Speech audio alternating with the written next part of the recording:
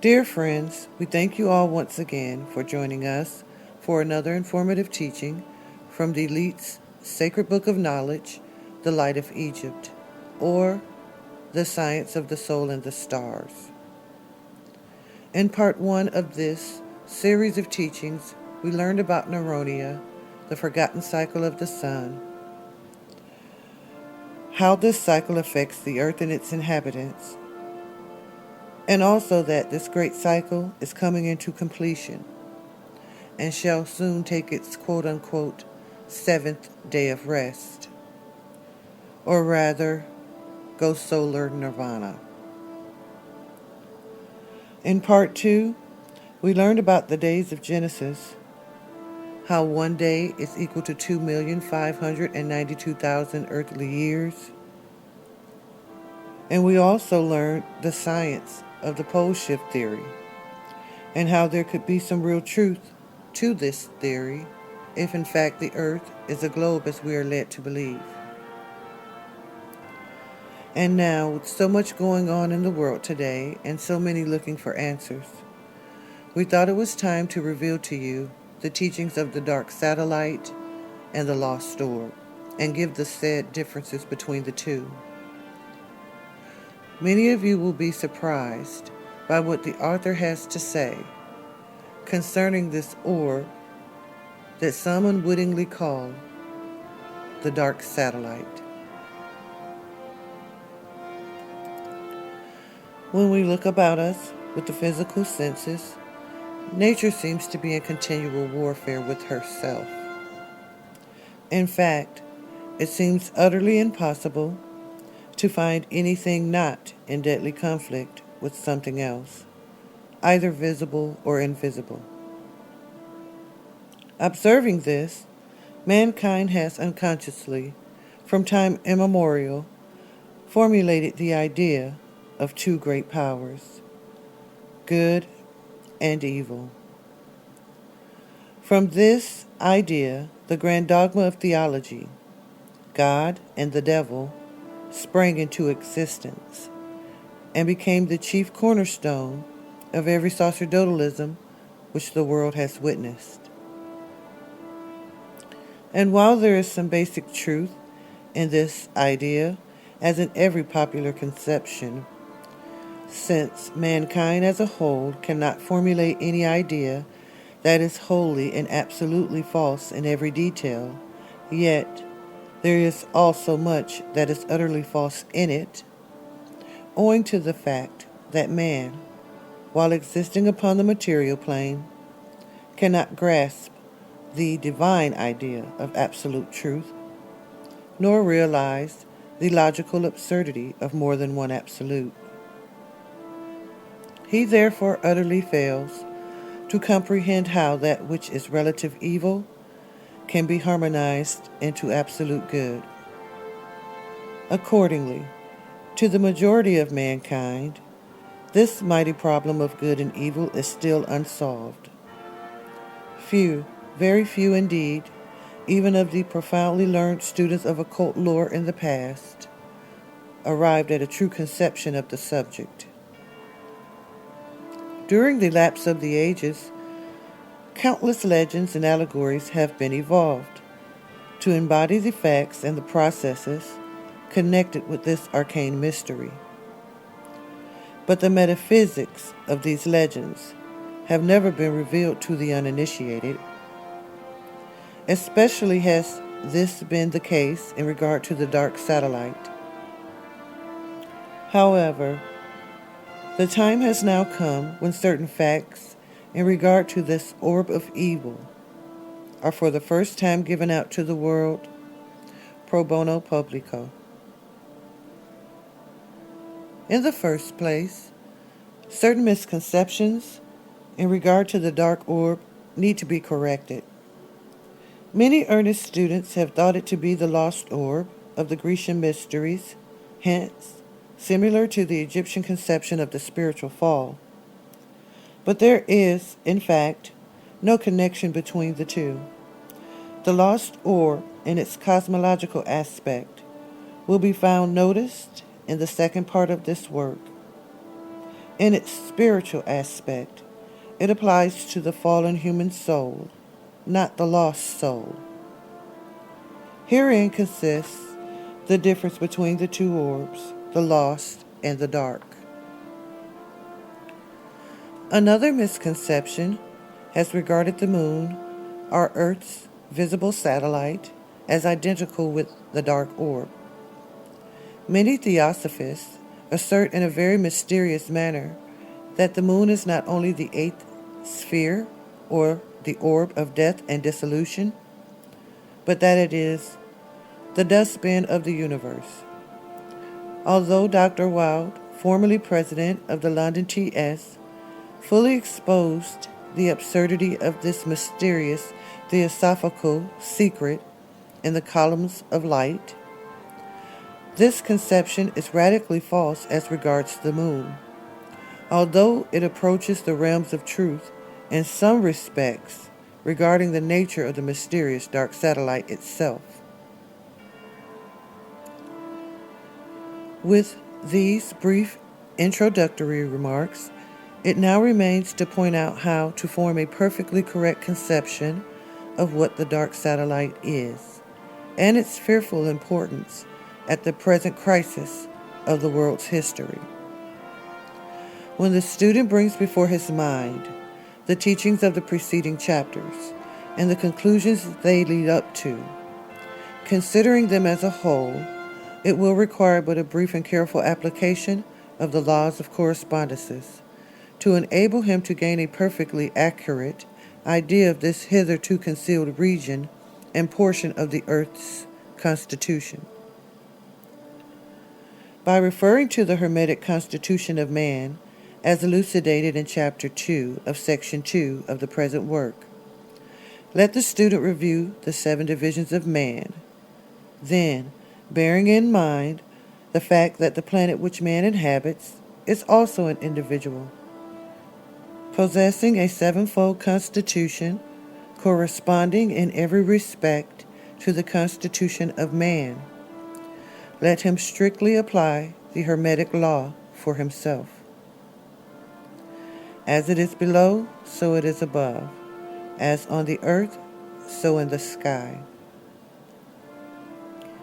Then he will know exactly how to go to work to comprehend the subject. But as the ordinary student, living wholly upon the external plane, is not in a position to verify his conceptions, he must content himself for the present to accept the revelations which will be made upon the authority of those who do know and have verified the truth. In Chapter 2 of Section 2 of this work, Hermetic Constitution of Man, occurs a description of the animal soul, as it is called. Now, that magnetic sphere of our planet, which exactly corresponds to the animal soul of man, is what is occultly termed the dark satellite. Therefore, in order to comprehend this dusky sphere, its nature and functions, it is absolutely necessary to understand the nature and function of the animal soul of man, together with its relations to the other 6 divisions, and also to clearly grasp man's relation to the planet of which he forms, as it were, an atomic part towards an organic whole. When the above is understood, it will then be seen that this dark magnetic orb constitutes the grand center, or focus of the Earth's animal force. In other words, it is the realm of the undeveloped good in nature, whose terrible motto is embraced in the word self. During the golden and silver periods of our Earth's evolution, this dark satellite was in the aphelion portion of its orbit, and its influence was scarcely felt, or else its influence was seen and recognized only in its true relation of animal force and undeveloped good. As a factor of evil, it was imperceptible. But during the Copper and Iron Ages, the dark satellite gradually approached the Earth, and its degrading forces became more and more bewildering and potent until the year 1881, when it passed its grand perihelion point. The year 1881 was to see the second coming of the Lord. Many sects expected Jesus to come in person, select their group as the chosen few, guide them to heaven, and leave all others on earth to suffer their fate because of their sins and unbelief. This proved to be a real error. The ushering in of new spiritual thought and the new atomic age is actually the new dispensation, the second coming of Christ. Wars are necessary to bring about the change. The old must be uprooted before the new can take its place. The dark orb is now slowly but surely receding, and although the clouds are not lifted from the mental horizon, and though the fearful worldwide conflicts which occurred are not yet settled, and confusion and chaos seem more widespread and error more rampant than ever before in the world's history, yet the crisis is past its darkest culminating point. As it is often darkest just before break of day, so even now the dawn of a brighter morn is at hand, when the faithful, resolute truth seeker shall be able to solve for himself this awful problem of good and evil, of light and shadow. Therefore, sustained by the knowledge of the ultimate victory of order and equilibrium over chaos and opposing forces, even though all mankind are enveloped in the darkness of battle and involved in the vortices of the defeated legions of error, let us turn our attention more closely to the satellite itself, which has been such a disturbing factor to our planet's mental equilibrium, and consider this sphere with special reference to the implications of responsibility forced upon every soul seeking light and immortality. In the first place, this orb possesses a complete organization of its own and is governed by well-defined laws, the nature of which may be known only too well by patiently observing the merciless instincts of the lower animal nature as manifested in man, where the moral consciousness is absolutely wanting. Our daily news continually reports all sorts of vicious crimes against God and man. Throughout the whole of this loathsome sphere are numerous races of spiritual beings, many of them possessing the highest forms of cunning and intelligence possible to the animal plane. It is these creatures who are neither elementals nor elementaries, but treacherous beings who produce the greatest portion of the suffering and misery which afflicts humanity. They are the active occult agents of that potent fraternity within the spiritual world, which has its external expression and correspondence in the brotherhood known upon earth as the Black Magi, or Inversive Brethren. These two fraternities, the spiritual rulers and potentialities of the dark satellite upon the astral plane, and the schools of black magic, vice, and crime upon the physical plane, constitute the two halves of the planet's evil desire. From within the dark center of the astral realms of the former, the spirit of lies, murder, crime, fraud, and religious imposture is first formulated, and then projected to the earthly fraternity as the means of its continued existence. From these centers, it is reformulated to suit the spirit and temper of the times, and then its psychological influence is projected into the mental world of the race, where its silent, subtle influx poisons the dimensional spaces which constitute the magnetic planes of human life. From thence, these unseen, occult currents penetrate the innermost recesses of the human mind and possess the soul to such an extent that deep down in the heart of man, no matter how pure and disinterested he may appear, there lurks the slimy reptile of selfishness, yea, even when he least suspects it. It is this grim monster, self, that each aspirant to occult truth seeks to conquer. When this Goliath of the soul is struck dead by the smooth white pebble of the spirit, slung with the neophyte's will, the grand ordeal is over, the crown of immortality won. To the victor belongs the spoils. We have pointed out the fact that it is the dark satellite from whence proceeds the spirit of lies, murder, and frauds. This was well known to the initiates of the greater Hermetic mysteries, for we find the idea very clearly defined in the mystical language of the ancients, as the following extract from one of the supposed lost magical works of Hermes Trismegistus will show. Speaking of the magical rulers of the dark satellite, as they sit in council, creating delusion, we read, "So they called forth a form from the deep dark abyss to embody their evil desire. Obedient it came from the realms of the dead, arrayed in its magic attire.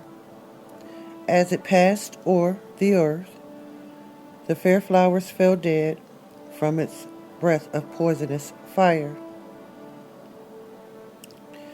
Indeed, so thoroughly has this poisonous fire of self-interest permeated the world that the fair flowers of disinterestedness have become an almost entirely extinct species.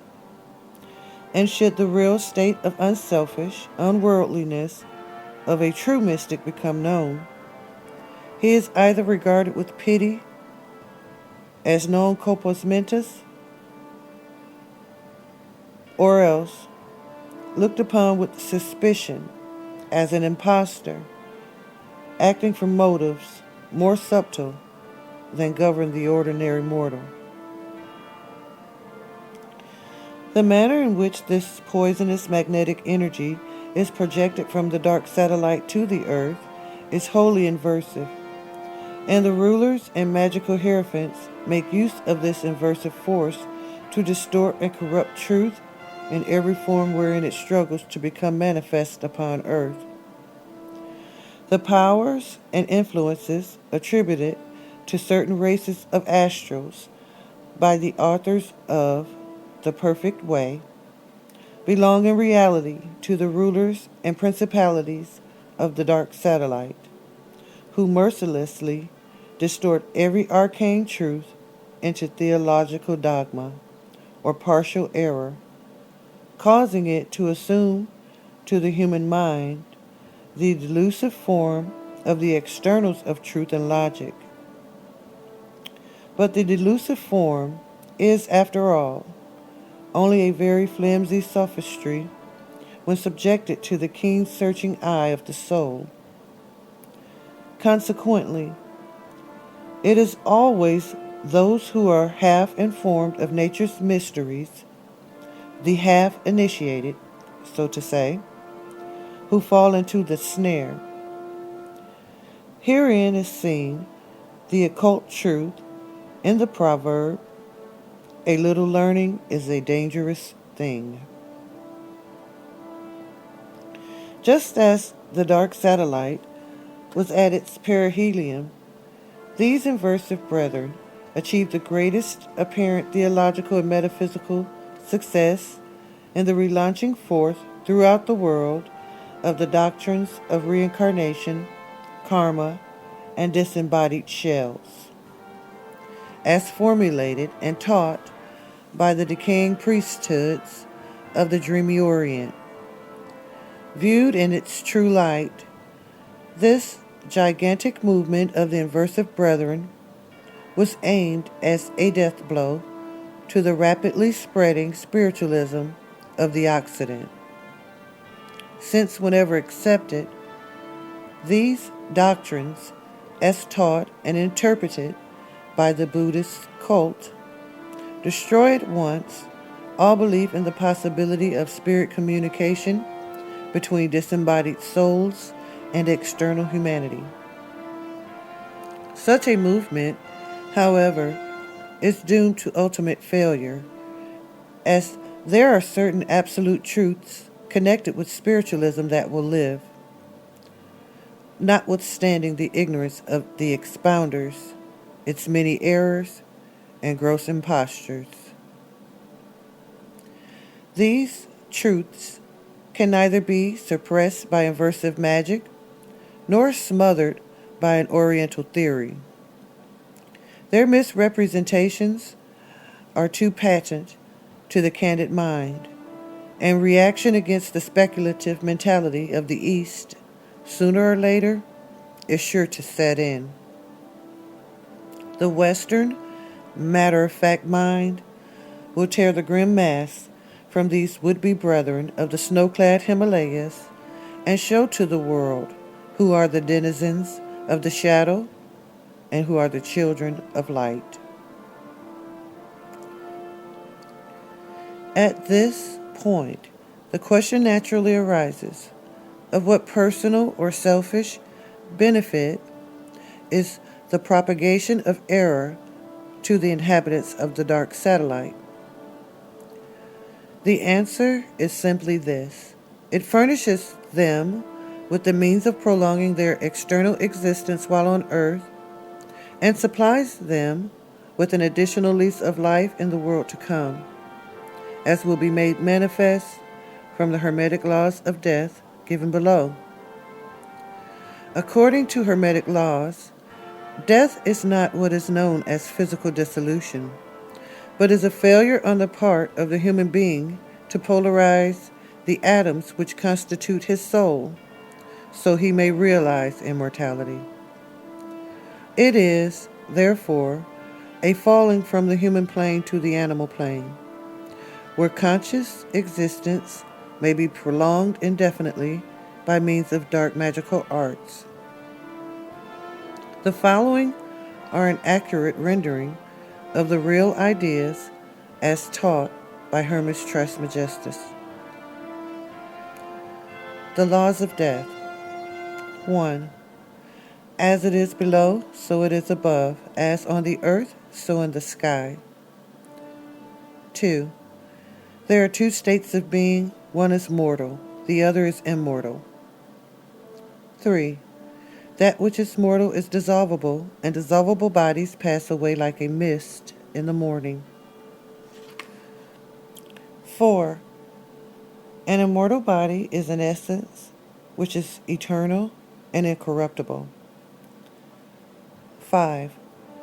But the twain, the mortal and the immortal, cannot exist together forever, but each returneth to the place from whence it came. 6. The mortal body is sensible, but the immortal is reasonable. 7. The former contains nothing that is perfect, the latter nothing that is imperfect. For the one is the essence of the matter, and the other the essence of spirit, and man, the microcosm, holds the balance of the twain. 8. And there is a fierce warfare for the victory between the lower and the upper, as they both desire to obtain the body as their prize. For the state of man is envied by the lower and glorified as a noble state by the higher. 9.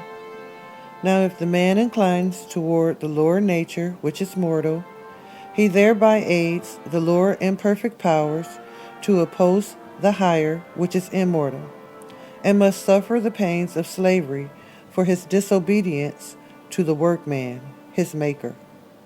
But if he inclines to the higher, then he is truly wise and blessed. 10.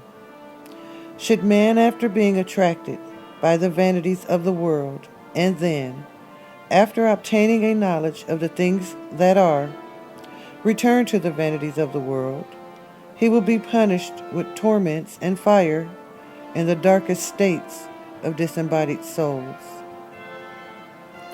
11.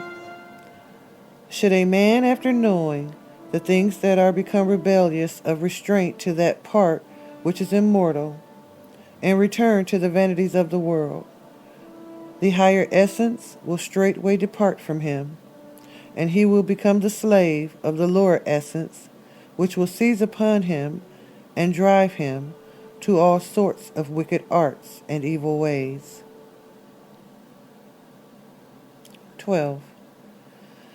When man has thus impiously disobeyed his Creator and turned his face away from that which is immortal, behold, he is then disinherited from his birthright, and is no longer counted among the children of God, because he has become an evil, perverse thing, possessing only those things which are mortal, and he is punished with death. 13. And so death is meted out to all those who rebel against their Creator impiously, because they know the things that are. But to those foolish souls who are ignorant, and who have not knowingly rejected their Creator, behold, they are purified after much suffering, and are sent to the world again. The teachings involved in the above laws are so clear, so simple, and we may also add, so divinely just, that to attempt in any way to explain or annotate them would only be to sow the first seeds of error and misunderstanding. We will, therefore, leave them with the reader as they are, pure and free from the mental bias of any mortal being. In a previous chapter, we have shown that all realms of life above the human are immortal, and that those below this plane are mortal, or they only possess the possibilities of immortality in a rudimentary form. Man alone possesses the elements of both life and death. The laws of life have also been fully elucidated, and the soul, which even only imperfectly obeys them, will, after it has been purified by much suffering, ultimately reap the reward of eternal, conscious existence. Consequently, the great majority of those souls who are really human beings will inherit immortality as the natural consequence of their humanity. But there are exceptions, which, though few in number, comparatively require special notice. These exceptions may, for the sake of convenience, be divided into three distinct classes. The first and most numerous class consists of imperfectly organized, sensitive, weak-natured individuals with little or no mental bias, who possess strong mediumistic magnetisms.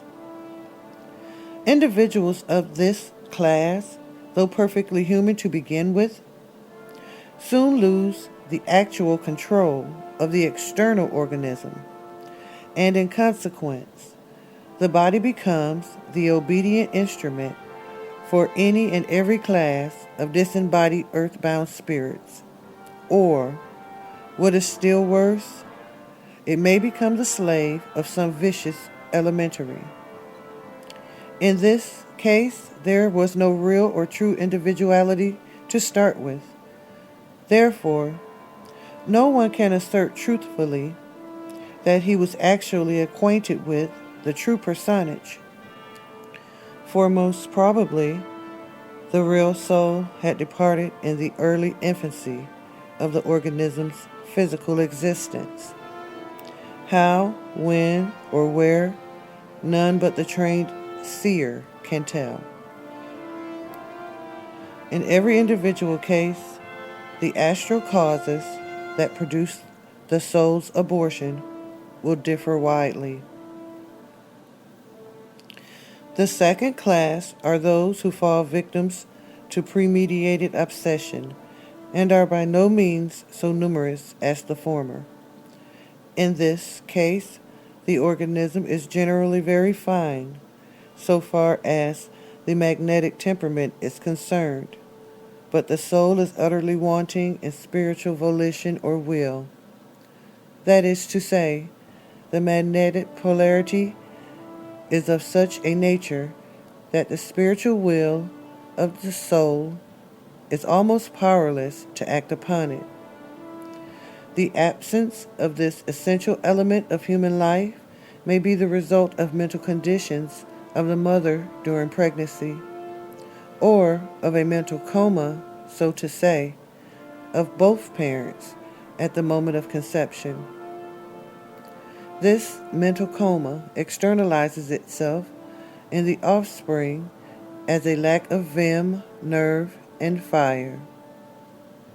Hence, we often see this condition manifested in the children of kings, noblemen, and those of great wealth, who have the means to pander to and gratify a fashionable sentimental lassitude.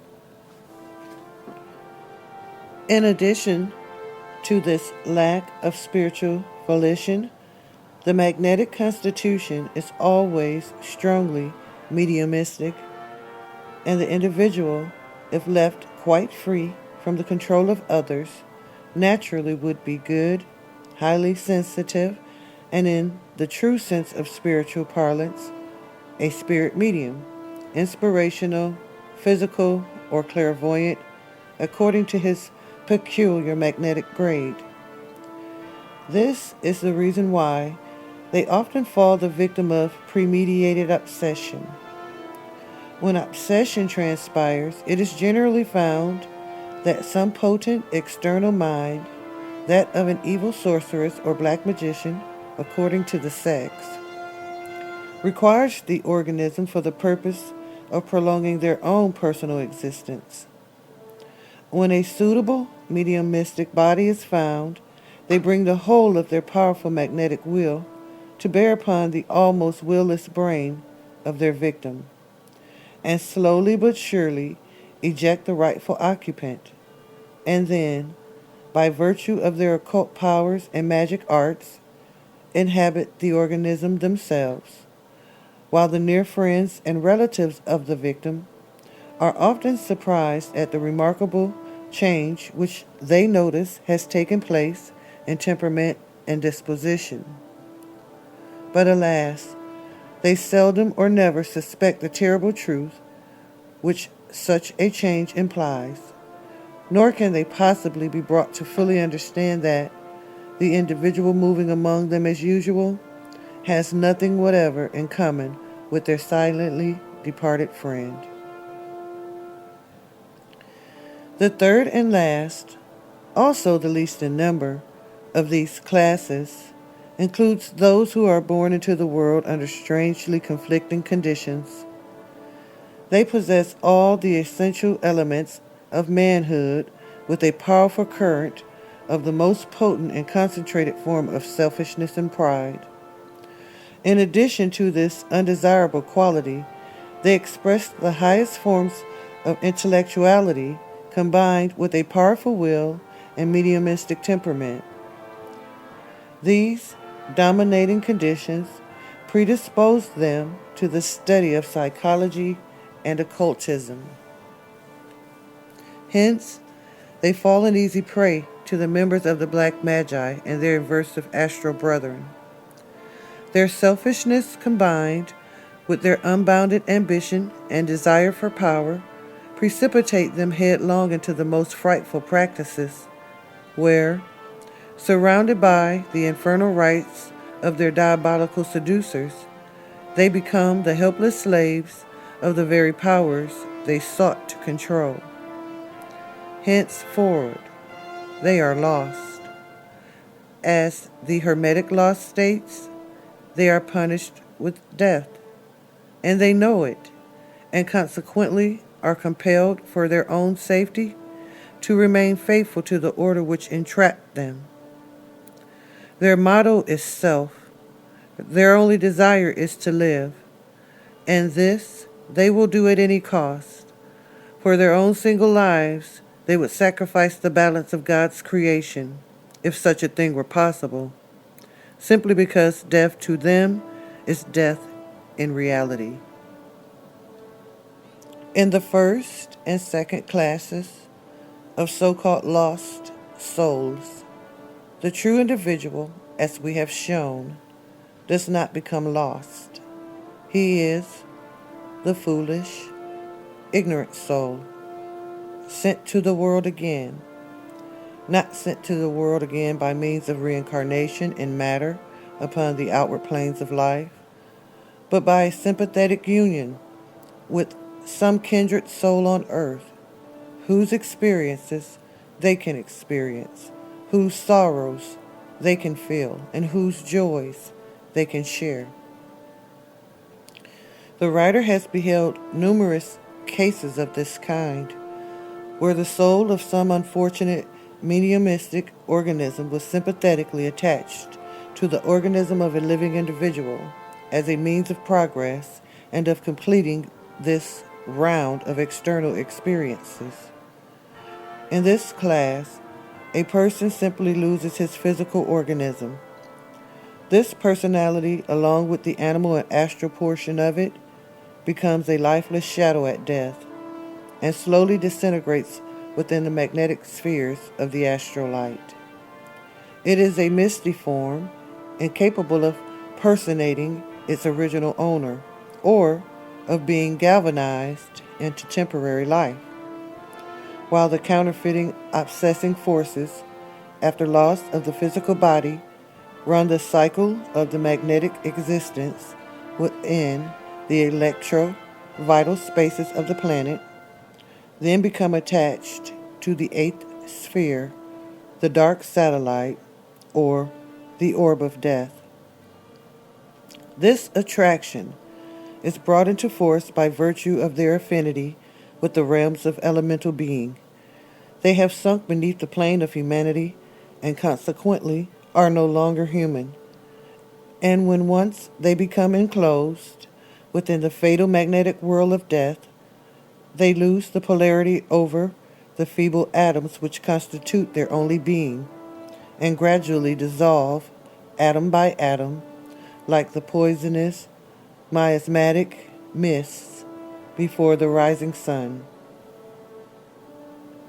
While the deific atoms themselves, which these lost personalities fail to realize, imperishable as ever, enter upon a new cycle of involution and evolution, thus slowly building up new individualities for themselves, not on this planet, the scene of their failure and suffering, but on a higher plane, in worlds more ethereal than ours. The Lost Orb. Strange as it may seem, it is, nevertheless, a fact that there is a missing planet. It has been allegorically expressed by Jesus as the prodigal son, by Moses as Abel, and by the prophets of the Scandinavian Edda as Ragnarok. To our esoteric system, there are 10 celestial bodies somewhere, the sun and 9 planets. At present, we have only 9 in all. Where then is the lost one? The exalted adept alone can solve this problem. Suffice it to say that it symbolizes the missing soul within the human constitution, pushed out of the line of march by disturbing forces. This orb became, for a time, the prey of disruptive action and ultimately lost form, and is now a mass of fragments. The ring of planetoids between the orbits of Mars and Jupiter indicate to us the empty throne of Abel, whom Cain, Mars, slew in his anger. The time will ultimately come when this orb will be reconstituted, and Abel will rise up from the dead. Until that time, the missing soul will seek its physical mate in vain, except in rare cases. When this day shall arrive, the utopia of Neptune and the millennium of St. John will begin upon earth. May that time speedily arrive. Each planetary chain consists of 7 active orbs and 3 latent ones. When one becomes latent, another becomes active. Remember this occult fact. They correspond to the 10 Sephiroth of the Kabbalah.